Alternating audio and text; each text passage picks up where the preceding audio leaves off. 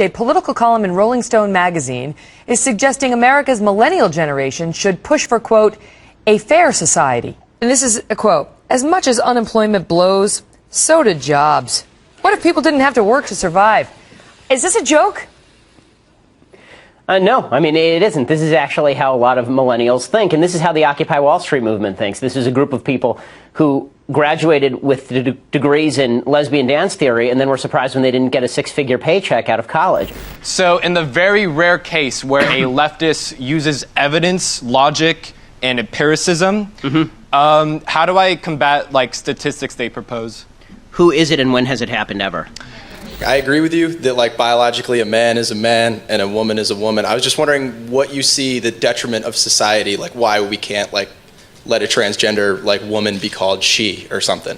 Because it is a lie. The fact is that workers everywhere in the nation need a higher minimum wage, and workers everywhere are inspired by what's happened so far in Seattle, and all eyes are in Seattle, are on Seattle. Workers everywhere are feeling empowered by how much workers in Seattle are fighting for their rights. So it has nothing to do with Seattle zip code. We need this to happen everywhere, but what's wrong with starting with Seattle? It's true. You might say that workers of the world, for lack of a better word, are uniting. As far as the.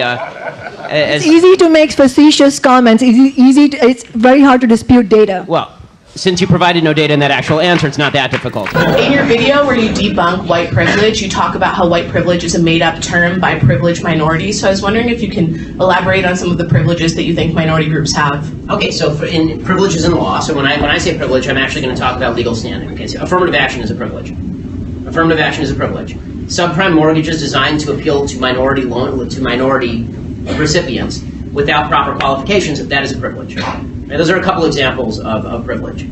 Privilege would also be the police being told that they can't police in communities the same way they would in other communities because they don't understand the problems of minority communities. That's a privilege. And by the way, these privileges are not helpful, but these are, as an overall matter, but it is certainly it's very difficult for me to see how it's not a privilege to get a lower score on the SAT than the Asian guy who's living in exactly the same circumstance. He gets penalized 50 points, you get 230 points on the SATs. That is definitionally a privilege. So there's one. Do you disagree? Yeah, but I don't want to take up everyone's time, so I'm just going to let. Today we're going to go through a lot of the terms that these folks use.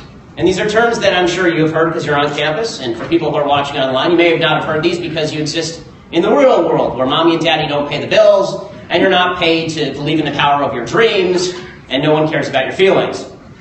So, here are the terms that we're going to go through and talk about today. We're going to talk about diversity, we're going to talk about white privilege, we're going to talk about trigger warnings, we're going to talk about microaggressions, and we're going to talk about safe spaces.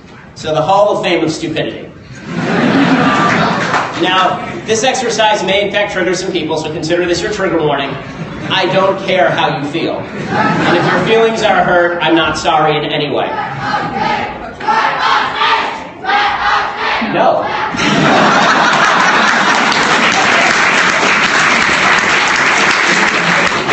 The reason I say no, I'd be happy to let people in if they're not screaming, the reason I say no is because it's a fire hazard, and the last time people tried to create a fire hazard, they pulled the fire alarm in the middle of the lecture. Don't give them ideas. And I know, they don't have many of their own.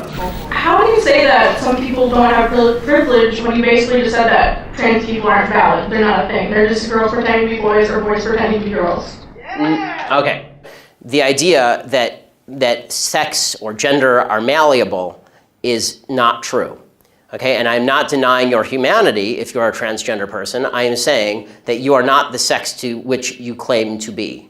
You're still a human being, and you're a human being with an issue that I wish you Godspeed in dealing with in whatever way you see fit. But if you are going to dictate to me that I'm supposed to pretend that men are women and women are men, no. My answer is no. I'm not going to modify basic biology because it threatens your subjective sense of what you are.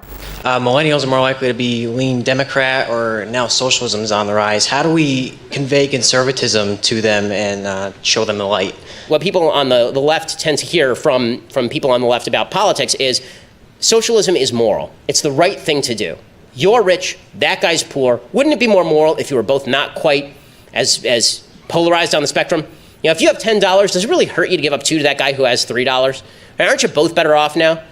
And the answer is, just because I exist doesn't mean I get to steal your money. We have to determine how that money got in your pocket in the first place. There's something deeply immoral to suggesting that I am owed something by you simply because I'm here and we're in the same room. Okay, that's not true. I don't know how you got your money. Maybe you worked your way up from poverty. Maybe you made a lot of money because you invented some new GMO that allowed billions of people to be fed. Right? In that case, you deserve the money. And guess what? You deserve the money in a free market economy because people were willing to engage in a voluntary transaction with you. Voluntary transactions, consent. This is the nature of capitalism. Seizure of property, seizure of wealth, force, compulsion. These are the nature of socialism. White family worth, in terms of financial worth, is 69 times more than that of black families. Given this disparity, how can you argue that racism is not a driving factor in income inequality?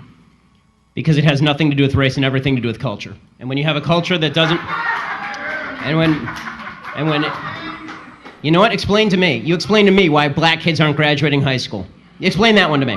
Explain to me why black kids are shooting each other in rates significantly higher than whites are shooting each other. Explain to me why 13% of the population is responsible for 50% of the murder. Explain to me why the number of black kids in prison, not for innocent reasons, not for walking down the street and getting pulled into a prison, is so high. Explain, if it has nothing to do with culture, explain to me why the single motherhood rate in the black community jumped from 20% to 70% in the same course of time that the civil rights movement has made such tremendous strides. Is America more racist now than it was in 1960? And if it is, please explain to me how that happened.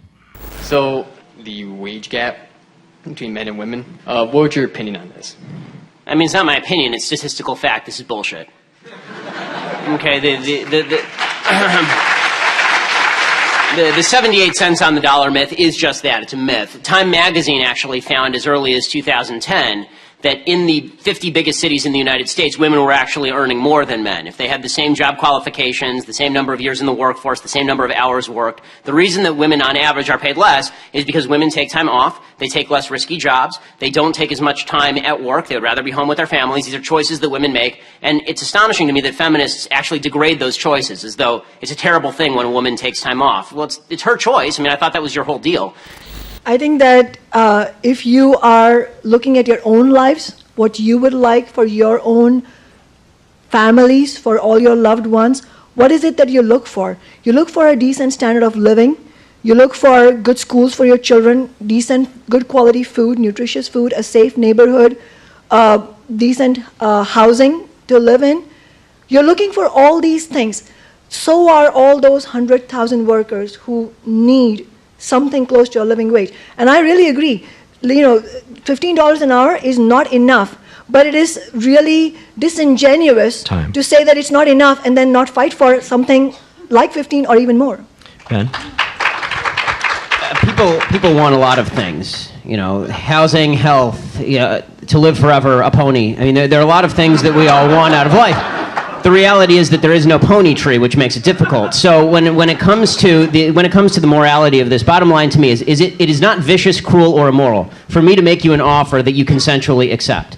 In fact, it is vicious, cruel, and immoral for someone who's a third party to get involved, or for you to leverage a gun to get in the middle of that consensual relationship. Time. You know, my perspective on transgenderism is very clear, and I've been very clear about it for a very long time. I believe in this thing called biology. I believe in this thing called chromosomal biology. I don't believe there's a magic machine that makes men into women or women into men.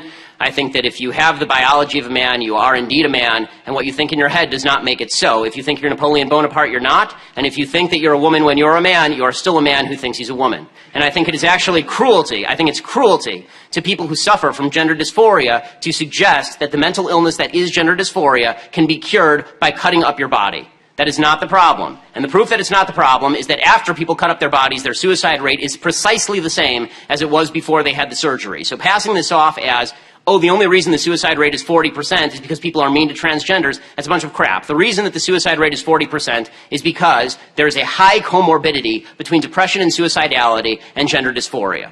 I feel the frustration of what's happening in the community, and I think it's a symptom. The uprisings are a symptom of a pressure that's been unaddressed for too long. I'm offended by the language of uprising applied to people who are breaking into other black people's stores and looting them. This is a lack of values. And people who are destroying private property, destroying cop cars, in an uprising against what exactly? Against the black police chief, against a mostly minority police force, against the black mayor, against the black president, against the black attorney general, against against a city council that is 9 of 15 are black and all 15 are elected Democrats. What is the uprising against? What is it seeking to achieve? The idea that we're supposed to correlate your level of outrage with a certain level of justification, in other words, the more outraged you are and the more angry you are, the more justified you must be, is absolute nonsense. All of this, the white privilege, the microaggressions, this provides the impetus for the safe space. The vaunted safe space, which I know I have violated multiple times tonight. And I gotta tell you, I don't give two hoots in hell. The system is so corrupt, it's so inescapable, and you've made it so corrupt and so inescapable to yourself that you need a safe space. Everybody needs to be put outside the safe space, and reality must not intrude. There are only one group of people that want safe spaces so that they never have to hear from anybody of a different ideology or political persuasion. Those people are called fascists. Okay, and you've got a bunch of fascists, damn fascists on this campus, who are trying to shut down political debate and trying to cloister themselves in this little cocoon of stupidity so they don't have to debate anyone or think about issues outside their kin so that they can feel comfortable. Guess what? Life isn't about feeling comfortable. Life is about bettering yourself. Get off your ass, you stupid pansies. Fast food workers themselves courageously took their lives into their own hands, walked out of their jobs in a one-day strike in New York City, and demanded $15 an hour. And that is the first step, because the economy is not going to remain static. We have to fight for affordable housing. We have to fight for better services in terms of mass transit, education, healthcare, and that is why we have to also talk about taxing the super wealthy and big corporations. Okay. Well, I mean, of course one government policy leads to the next. If you raise the minimum wage, then it's going to raise the rents. When it raises the rents, you're going to have to build affordable housing. When you have to build affordable housing, you have to tax people to build the affordable housing. When you tax people to build the affordable housing, people move out of the city, and you have to raise taxes on the people who remain in the city, and this is how you hollow out the economy of a major metropolitan area in the United States. I debate socialists all the time, and their only real comeback is, oh, that's not real socialism, or that's not real communism. Is there any way to really get around that and try to make them see that, look, just because your version of socialism, that magical fantasy land version of socialism, has not been tried, doesn't mean that socialism is an acceptable concept. Yes. So the problem is that you're arguing with them in terms of the effectiveness of socialism. So what that argument is, you say socialism doesn't work, it fails everywhere, it makes people poor and miserable, right? That's the argument. And then they go, but that's because it hasn't been properly tried, right? That's their comeback. So here is the actual argument that works with socialism. It is immoral to steal from people even if you vote to steal from people. Okay, if there are 3 people in a room, and it's me, and I have $100, and you and your friend are in the room, and you vote to beat me up and take my money, that does not make it morally legitimate for you to beat me up and take my money. One of the great lies that's been told about socialism, and you see this all the time, is people say socialism, beautiful idea in theory, but it doesn't work in practice. No, socialism is a shitty idea in theory, and it's an immoral idea in practice. Caitlyn Jenner honored with the Arthur Ashe Courage Award at the ESPYs. Did she deserve it? Was it the right choice? Joining me now in the audience, Zoe Tur, pilot and reporter who herself is transgender, and Ben Shapiro, senior editor, Breitbart News, author of Bullies. Ben, did she deserve this award? For what? For courageously coming forward, for having been an athlete of great prowess and now fighting a new battle. What exactly is the battle? I mean, self-definition is what you do, and my baby's doing it at 18 months old. I wasn't aware that you get a medal for it. Being brave is being yourself, and being transgender is about the bravest thing you can do. Did she deserve the award? 65? Yes. Why are we mainstreaming delusion? It's not delusion. Why would you call it delusion? Because Caitlyn Jenner, I'll call him Caitlyn Jenner. No, because it's her. You're not being polite to the pronouns. Because disrespectful. Okay, forget about the disrespect. Facts don't care about your feelings. It turns out that every chromosome, every cell in Caitlyn Jenner's body is male with the exception of some of his sperm cells. You don't know what you're talking about. You're not educated on genetics. Would you like to discuss the genetics? No. What are your genetics? So I'd stay away from the genetics and back to the brain scans. You cut that out now, or you'll go home in an ambulance. Yeah, that seems mildly inappropriate for a political discussion. But to be fair, you're actually being rude. You're and that's not fair. I'm sorry, it's not rude to say that someone who's biologically a male is a male. You just someone who's biologically male is a male.